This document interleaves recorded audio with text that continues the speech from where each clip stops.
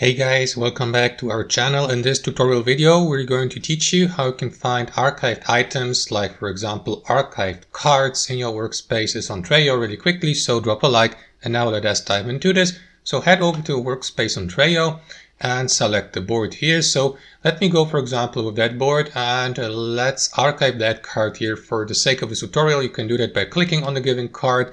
And after that, simply click on archive here at the bottom of that right panel to move it to the archive.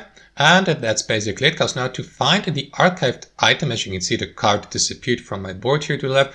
Simply click on these three dots in the top right corner and select archived items. And it is going to give you access to a list of all archived items, for example, in the last 7 days. So what you want to do is either restore the given item or delete it. Make sure that you select it here on the left side and select restore, for example, to restore it. And as you can see, the card has been successfully restored. Thanks for watching, guys. I hope you enjoyed this video, and we'll see you next time on our channel.